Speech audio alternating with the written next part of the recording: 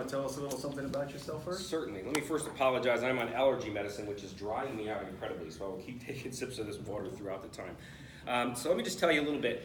First off, I'm not going to go through my resume with you. It's on the palm card. You can go to the website, which is on the palm card. What I want to talk to you about is a little bit about how you should make that decision, or how I hope you make that decision going into August 28th. So look at the resumes and decide who do you think, based on our backgrounds, would be a better judge. I can tell you here in Marion County, several of your leaders have already done that and decided that I was the right guy for the job. Your state attorney, Brad King, your sheriff, Billy Woods, your longtime tax collector, George Albright, your clerk of the court, David Ellsperman, and your police union have all already come out and publicly supported me. And the reason for that is that background that you can look at and go into. But what makes me different, and I know that's going to be one of the questions, so I'm not going to get into it too much, but it is that breadth of experience. I've been a Florida lawyer for 19 years, not 9 years, 19 years I've been a Florida lawyer.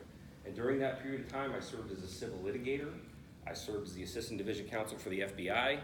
I served for 9 years at the state attorney's office, working my way up from prosecuting misdemeanors to a kind of a parallel position to Ed's. I was the supervisor of the Hernando State Attorney's Office, where I had 10 lawyers and 17 support staff that worked for me. And then I left there and I became the clerk. And that's the part that I think truly sets me apart.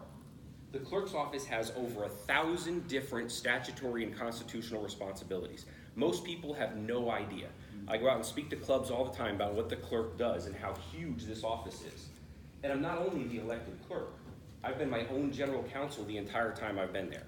So I represent my office in everything that comes through that door. Labor and employment stuff, family stuff, lots of civil litigation. We're involved in a lot of foreclosure cases because we're named as one of the parties in the foreclosures because we have a lien against the house that's going into foreclosure. Tax deed sales, other land use issues. So over these last 7 years of the clerk's office, I've touched and worked on every single court division that is possible. So that's why I think I'm different. That's why I think you should vote for me on August 28th. So I'm sure we can go through the questions and we'll flush that out a little bit more. Good. Once again, I'm going to give the little disclaimer. You're going to ask a question that you feel is in the gray, that should be answered. All you've got to do is speak up. Absolutely. You're the one that would face the consequences, not me. And to test your memory, let's see if you remember all my questions I just asked. Oh boy. Not with this allergy medicine, that's for sure.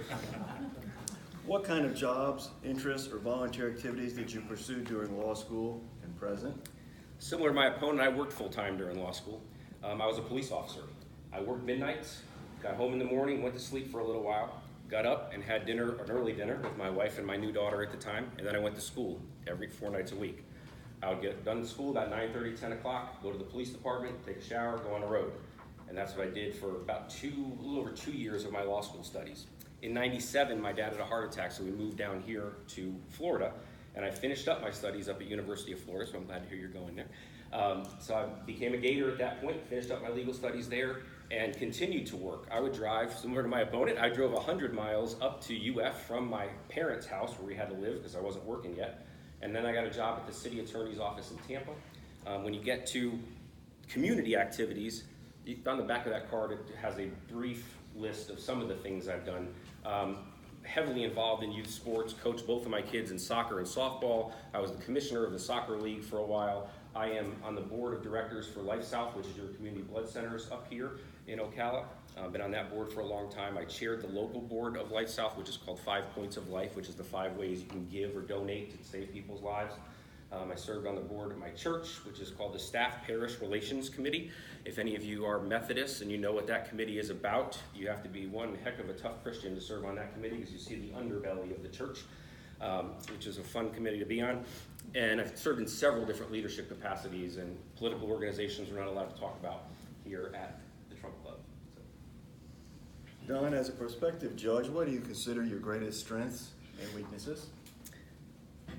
Well, my greatest strengths are the breadth of experience, is that 19 years in touching all of the different avenues of the courthouse. So here's one thing that people don't understand about the clerk's office.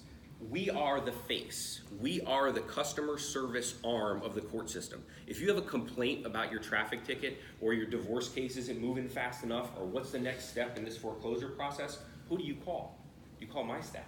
because they're the ones that are going to be the ones that are responsive to you as the constituents. That's why I'm independently elected, separate from the judiciary. So those questions come to me. Those legal decisions that have to be made by my staff come to me in all 10 court divisions. So I think that is certainly one of the strengths that I bring to the table. And I'll give this to my opponent. One of the things that I don't have that he has is he's actually represented people in divorces. I have not done that. I have worked through family law matters over and over and over again with my staff. I attend court all the time in Florida on divorce cases, child support cases, those kinds of things, but I have not represented someone in a divorce.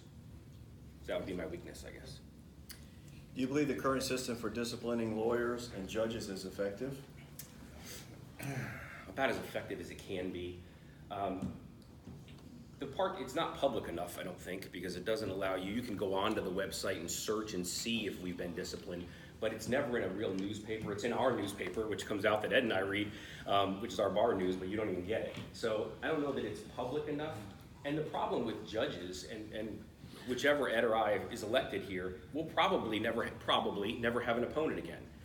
Why? Because you don't know what's happening in the court. Most of you don't go to court all the time, so you don't know how good or how bad we are, and then all the lawyers that appear in front of us aren't allowed to publicly talk about how good or bad we are.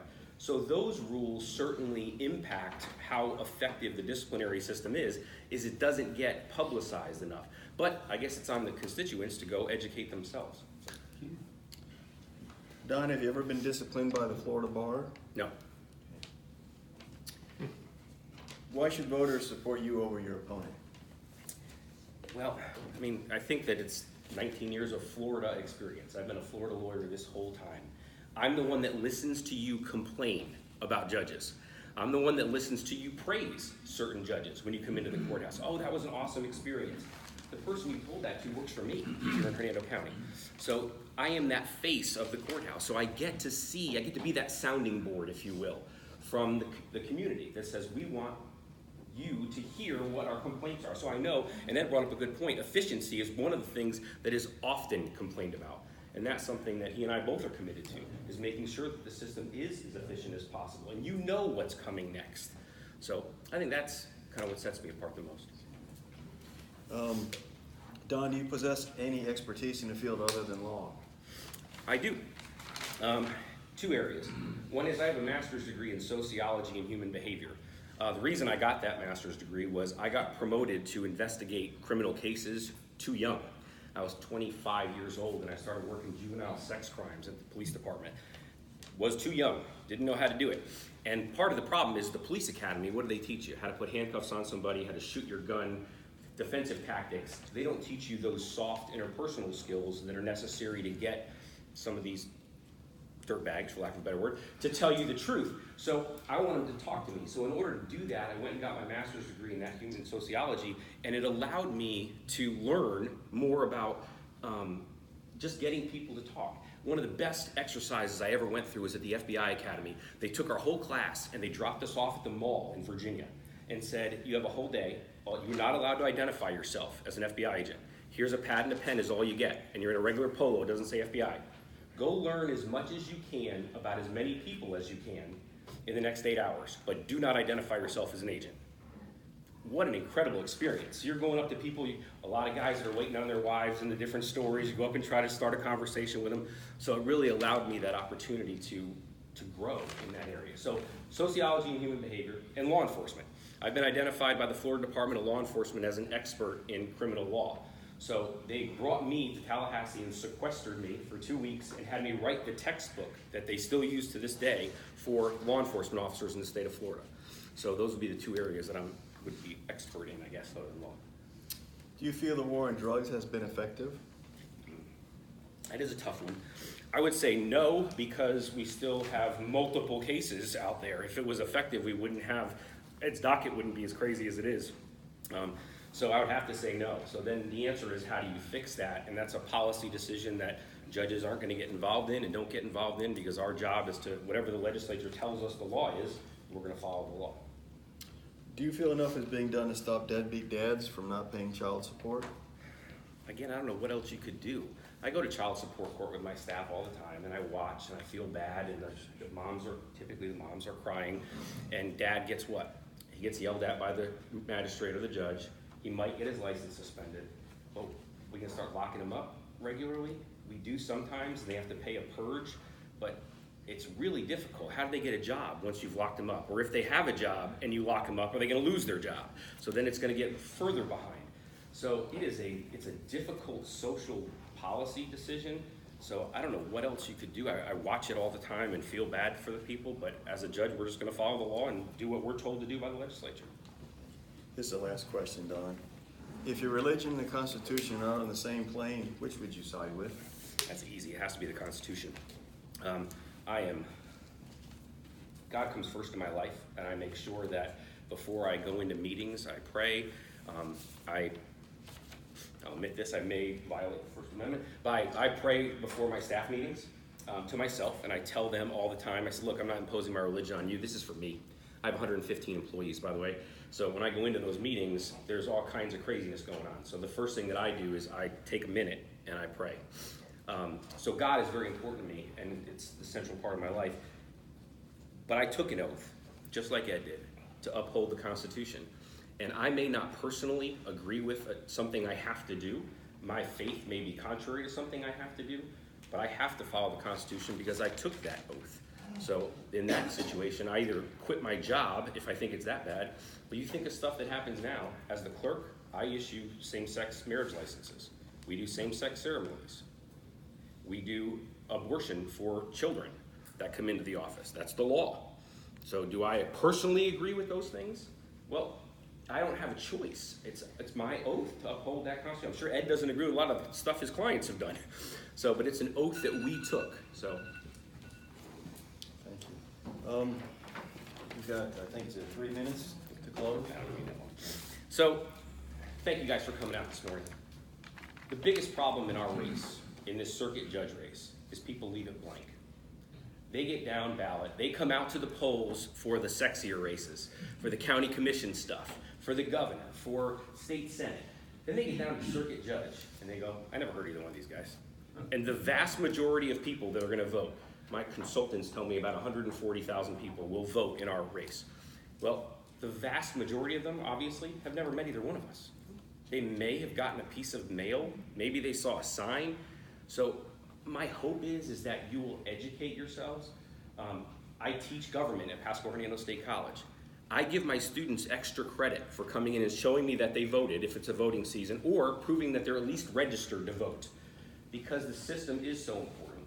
And you guys gave up your Saturday morning to come out and listen to 2 lawyers talk to you for a little while. Not a whole lot of people would do that. So I hope that you do review those qualifications, and you remember what we said today. Look at the videos and make an informed decision on August 28th. And I hope you check the top box. Thank you, sir.